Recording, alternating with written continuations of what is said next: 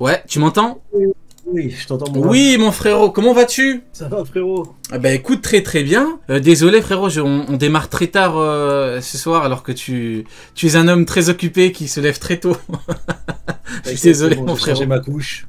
Je suis prêt. Le chapitre est vachement rapide à lire, hein. Franchement je l'ai lu là, même pas T'as en... vu? C'est Ouais, un truc de ouf, hein. ah ouais, vraiment rapide de zinzin là, franchement... J'ai... Ça va super vite. Ça fait longtemps que j'ai pas lu un chapitre aussi rapidement. Après, j'étais hype en vrai, j'étais hype.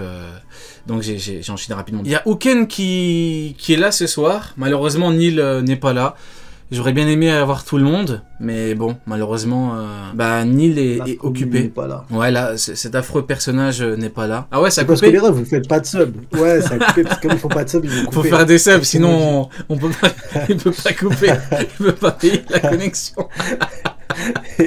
Ils m'ont dit, frérot, paye la facture, on coupe. Allô? Ok, carré, ça va? Ah, ça va, vous? Eh ben écoute, ça va très bien. Ben écoute, on va pouvoir démarrer directement. Houken va venir dans quelques minutes là.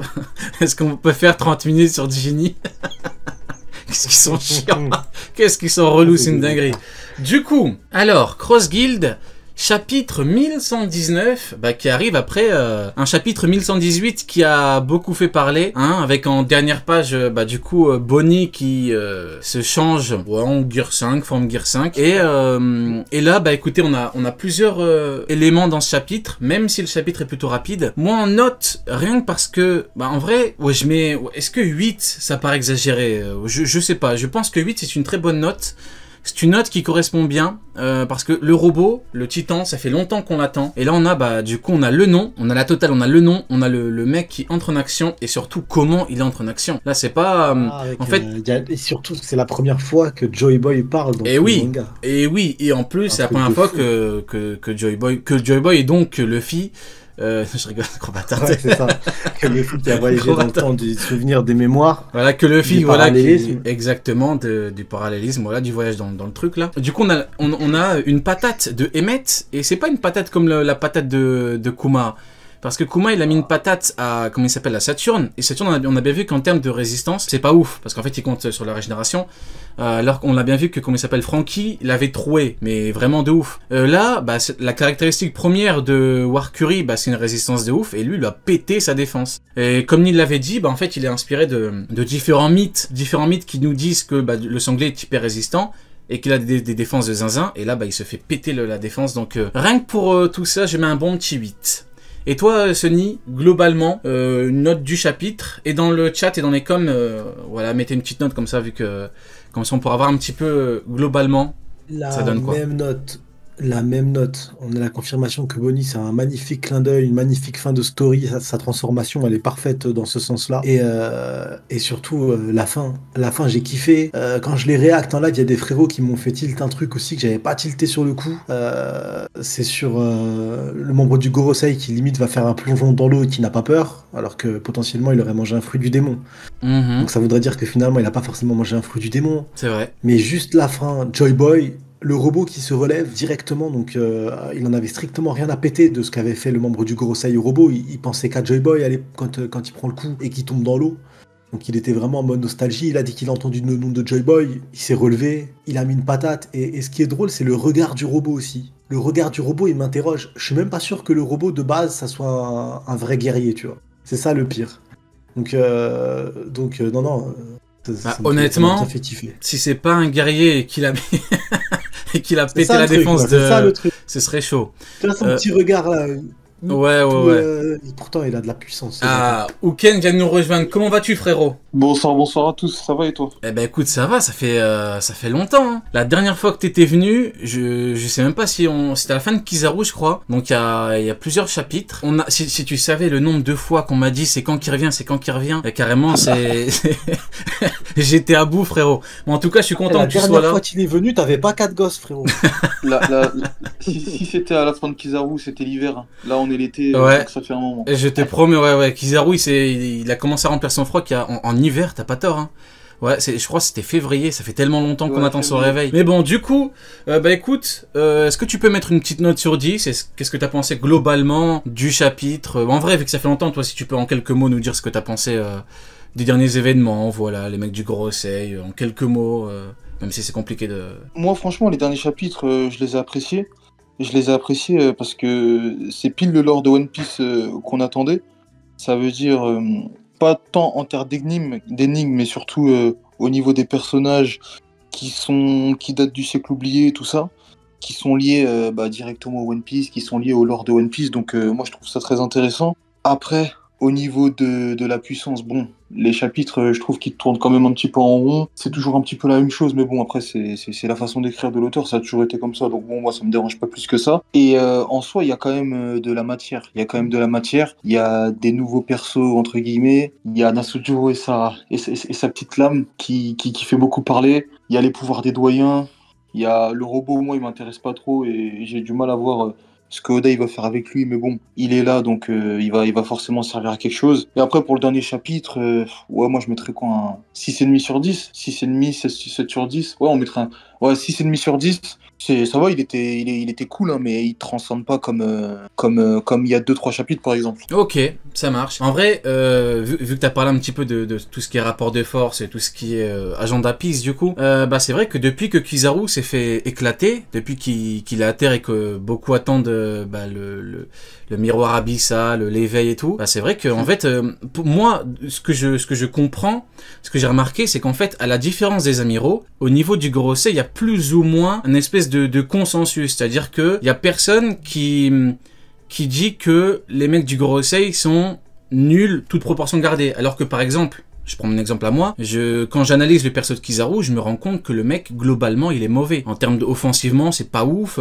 il a qu'une bonne défense, le reste, enfin, au bout d'un moment, il a pas fait grand chose parce qu'il ne pouvait pas faire grand chose, donc c'est pas ouf. Maintenant, par rapport aux doyens, c'est vrai que tout le monde reconnaît leur puissance, c'est ça la différence vis-à-vis d'eux, donc il y a moins de divertissement, en fait, de ce point de vue-là. Donc ouais, je vois ce que tu veux dire. Maintenant, il y a les vice-amiraux qui m'ont fait kiffer, le flop des vice-amiraux qu'on nous vendait comme, si tu te rappelles, on nous disait 9 Mugiwara, 9 mecs de la marine. Exactement. Scientifique vs scientifique. C'était drôle à cette époque. Hein. Ouais, comme d'habitude, c'est toujours les mêmes. Hein. Toujours. Les mêmes qui nous disaient que Sanji allait affronter le CP0. En fait, moi, je comprends pas. Pendant 3 ans, 4 ans, 5 ans, t'as faux sur tout. Tu dis quelque chose, ça arrive jamais. Et en plus, c'est directement sur les rapports de force. C'est-à-dire, tu te dis, ce personnage-là, il est assez fort pour affronter ce personnage-là. Tu te trompes absolument sur tout et tu continues à penser que t'es intelligent. Mais c'est quand même une dinguerie, ça. Ouais, moi ma théorie là-dessus, c'est que je pense que ils veulent juste une victoire, tu vois. Ils veulent, comme ça, ils se disent, au moins, j'ai pas attendu tout ce temps pour rien, tu vois. Parce que, genre, tu prends Kizaru, c'était très compliqué, donc ça a forcé. Maintenant, bon, tout le monde s'est rendu compte que c'était un con. Donc, ça essaie de partir ailleurs, mais, bon, moi, je pense, que ces gens-là veulent juste, dire une fois, j'ai eu raison. Parce que, c'est vrai que, comme tu le dis, malheureusement, il y en a qui ont tellement tort tout le temps. Franchement, moi, à leur place, en fait, j'aurais lâché, tu sais, je me serais concentré sur tout ce qui est mystère et tout, tu vois. Je serais parti sur autre chose, parce que bon, franchement. Mais bon, du coup, voilà. Et c'est ce que je leur souhaite, en tout cas, parce que, au bout d'un moment, ça doit vraiment énerver. Du coup. Bah, écoute, quand je les ai vus fêter la victoire de Bonnie Gear 5, là, j'ai compris qu'il n'y avait plus rien pour eux. Ah bah forcément. Et puis Oda il a été un petit peu tranquille à ce niveau-là, comme tu l'as dit, au niveau agenda et tout, c'était vraiment tranquille quoi. Les vice-amiraux sont fait éclater, Kizaru s'est fait éclater, les mecs du Gorosei, bon. Allez, peut-être que le débat au niveau des mecs du Gorosei c'est est-ce que c'est Yonko ou pas, mais franchement c'est pas, vu que c'est pas des débats entre guillemets historiques au niveau des rapports de force, au niveau de Marineford, au niveau de l'équilibre, bah y a pas voilà, ça intéresse pas énormément. Actu, ton point de vue, petite note déjà, et ton point de vue global sur le chapitre, avant qu'on en parle en détail. 7 sur 10 au chapitre, voilà, c'était un bon chapitre. On a le robot, la Emmet, qui s'illustre. Il avait flop un peu la semaine dernière, mais là, la période qu'il a mis au doyen, c'était impressionnant. On a Sanji qui s'illustre, parce que les gens ils disaient, oui, voilà, Sanji la flop pendant l'arc et tout. Mais on voit que, même à la fin de l'arc encore, il s'illustre. Donc ouais, c'était un bon chapitre, 7 sur 10. Ouais, ça, on en a parlé la semaine dernière. Sanji flop. Bon, quand tu vois la gueule que fait Kizaru quand il bloque totalement son laser, rien que pour ça, ça peut pas être un flop. Rien que pour ça. C'est ce que t'avais dit la semaine dernière, je crois. Hein. Donc je partage ton point de vue. Hein. Rien que pour la gueule légendaire qu'a fait Kizaru. Mais tu sais, les fans de Kizaru, ils étaient tellement choqués. Ils étaient plus choqués que lui. Donc non, Sanji, pas flop du tout. Du coup, je vous propose, vu qu'on nous pose la question depuis tout à l'heure, avant de démarrer par rapport au chapitre, on va parler, vu qu'on est dans l'actualité, on va parler du SBS, du dernier SBS en date. Il est sorti il y a 2 jours là, hier je crois, par rapport à Fujitora, parce qu'on nous dit, et d'ailleurs Sony, on parlait des lames légendaires et tout, il y a même pas une semaine, tu te rappelles, en live. Là nous avons cet horrible personnage qui est Fujitora qui a une des 12 lames. Et forcément, ça veut dire quelque chose de plutôt gros. Parce que, rappelez-vous d'un des arguments plutôt bancals qui était utilisé, c'était les 12 lames. Quand on regarde ceux qui ont des 12 lames, ce sont des monstres, ils sont tout en haut. On avait Roger, on avait qui d'autre? Barbe Blanche, et on avait qui d'autre? Connu? Mihawk. Et Mihawk. Et donc du coup, on nous disait, vu qu'il n'y a que Roger et Barbe Blanche avec Mihawk, forcément, les 12, c'est minimum un niveau Yonko, un niveau intermédiaire, etc. Et puis on a eu Venusuro. Enfin, là c'est théorique, hein, je crois, mais bon, il y a 99% de chances pour que ce soit une des 12. Et là, ça commençait à être compliqué. Donc du coup, tous les doyens au niveau Yonko, c'est compliqué. Et maintenant, eh bien, nous avons Eiichiroda qui enfonce le clou, mais comme pas possible, et qui nous dit que Fujitora, donc le nouvel amiral que la marine a recruté je ne sais où, qui était dans la nature, hein, a une des 12 lames. Et donc forcément, l'argument ne tient plus, hein, parce qu'à moins qu'on nous dise que Fujitora, hein, c'est pas Fujitora a un niveau exceptionnel vis-à-vis des plus hauts niveaux, ce que les anglophones appellent top tier, je crois, un truc comme ça. En fait, l'argument ne tient plus. Donc maintenant, je vois comment ça essaie de tourner le truc, ça essaie de dire oui, mais Fujitora, c'est un monstre. En fait, c'est ça le problème, c'est que ça prend toujours ça fait toujours un raisonnement inversé. Au lieu de dire que la base du truc est mauvais, et en fait, ça essaie de gonfler. Non. Fujitora, c'est un Golemon. C'est pas un perso qui est exceptionnellement puissant. Enfin, c'est simple, hein, tu mets Kaido devant Fujitora, il va pas tenir longtemps. Ça, je pense que tout le monde est censé pouvoir le visualiser. Donc voilà. Ton point de vue, Sony, là-dessus, on est dans l'actualité ce soir, épée légendaire de Fujitora. On continue à chier sur le lore des épéistes. On nous dit il a une des 12 grandes lames, mais il l'utilise pour envoyer des cailloux. C'est vrai. Gros, c'est bon à un moment. Il a une 12 grandes lames, grand sabreur. Il l'utilise comment? Il envoie des météorites et il utilise la gravité avec. Enfin, je l'ai pas vu faire une technique de ouf au sabre depuis qu'on l'a vu dans l'œuvre, à part envoyer des cailloux venus du ciel. Et je l'ai vu juste avec sa 12 grandes lames galérer comme tout le monde adresse Rosa avec la technique des fils de la cage de Flamingo. C'est vrai. Donc c'est tout. Cette information, elle chie encore plus sur le lore des épices qui n'existe pas dans l'œuvre. C'est tout. Te dire, Optique 2000 là, félicitations à lui. Mais est-ce que lui, il sait qu'il a une des 12 grandes lames ou pas? On va lui poser la question, frère. Peut-être il sait pas, c'est pour ça. Moi je crois, en toute honnêteté, hein, je crois que Oda il s'est rendu compte que dans le pays des épées, des samouraïs, il a pas beaucoup parlé de ça. Il a dû se dire, ah putain, en fait il y en a 12, on en connaît que 3, donc je pense qu'il s'est dit je vais commencer à distribuer, parce qu'on arrive bientôt à la fin, il s'est dit bon, je vais en donner une à Fujitora, comme ça au moins dans la marine ils en ont une. Je pense que c'est ça. C'est que c'est possible, frérot. Le pire, c'est que c'est possible. Ah, mais moi, je suis sûr. Hein. Et ils avaient donné un autre nom. Ouais, c'est faux. Justement, merci de me relancer là-dessus. Encore une fake news, hein, comme on dit. Grâce au SBS, on a découvert qu'il y avait une bonne fanbase de Fujitora. Donc ça, mine de rien, c'est assez drôle. Du coup, il y a une petite fake news, parce qu'ils nous ont dit, ouais, vous avez vu... Désolé, dehors, ça roule un peu.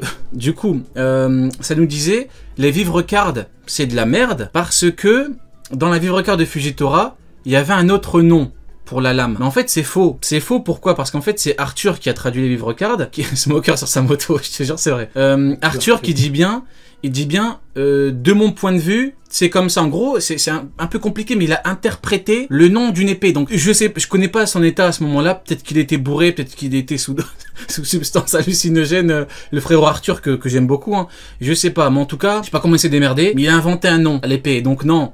La vivre card de Fujitora n'est toujours pas factuellement fausse, en tout cas. Ça peut arriver, hein, qu'il y ait des erreurs dans la vivre card, parce que c'est corrigé sur le site de la Shueisha. Mais en tout cas, là, voilà, c'était faux. Et toi, du coup, Uken, ton point de vue par rapport au SBS, qu'est-ce que ça dit, Fujitora? Bah écoute, juste, déjà, je viens de me rendre compte, j'ai même pas dit bonjour à Sony et Actu. Je pensais qu'on était en train de manger ensemble ce midi, mais en fait, non. Donc, bonjour à vous déjà, les gars. T'étais pas là ce midi, frère. Je t'ai attendu. Non, mais je pensais. Au niveau de la lame des 12, moi, j'ai vu certains pro-Yonko qui commençaient à s'excuser, qui commençaient à paniquer, et qui ont oublié beaucoup de choses. Que les gens ont oublié, que ce soit les pro-Yonko ou même ceux qui pensent que Fujitora, du coup, comme il a une lame des 12, il est niveau Yonko et qui pensent avoir raison, ils ont oublié que dans le film Red, quand il a sorti sa lame des 12, il l'a vite rangé quand Shanks a utilisé son Haki des Rois. On peut me dire c'est un film, moi je m'en fous. Moi je prends la puissance de Shanks comme étant canon. Oda qui supervise les films, il va pas se permettre de faire en sorte qu'un personnage comme Shanks, qu'un personnage qui est très important dans l'œuvre principale, fasse des choses qu'il ne peut pas faire en temps normal, d'autant plus que quand il te met Katakuri à côté de lui, eh ben c'est la vraie représentation qu'il y a aussi dans le manga. On te montre que Katakuri, il peut même pas parler ou donner de leçons à Shanks. Donc moi, je prends la puissance de Shanks comme canon dans le film. Maintenant, ils ont aussi oublié que Fujitora, il a sorti aussi sa lame des 12 face à Doflamingo, et que Doflamingo, quand il pense à Kaido, il transpire, mais quand il est devant Fujitora avec sa grande lame des 12, il pense quand même pouvoir s'en débarrasser, même si c'est avec toute sa famille. C'est vrai. Ça aussi, ils l'ont oublié. C'est vrai. Et la dernière chose qu'ils ont oublié, c'est que Fujitora et Aramaki, c'est sensiblement le même niveau. La représentation des deux personnages, elle est quasiment identique, mis à part au niveau de leur mentalité, mais au niveau de leur puissance, de leur arrivée dans la marine, de leur grade et tout, c'est vraiment équivalent. Ils se sont même affrontés sur Marie-Joise. Et on a vu ce que Aramaki, ce que ça a donné face à Shanks. Donc, le fait qu'il ait une lame des 12, c'est bien pour lui. Franchement, c'est... Je sais même pas ce que ça va apporter en plus, mais bon, pour moi, l'auteur, il comptait même pas lui donner de base, mais comme il voit que l'œuvre avance et qu'on connaît que 3 lames des 12 sur 12, bah vas-y, il faut en donner et en distribuer par-ci par-là. Pour moi, c'est vraiment ça. Mais c'est pas ça qui va lui donner un up de puissance. Faut se dire que sa lame des 12, il l'avait depuis le début qu'on l'a vu dans le manga. Ouais, c'est vrai, je suis totalement Flamingo, d'accord. il a fait un grand écart à la GRS sur la lame. Ouais. Il a voulu donner un coup de pied.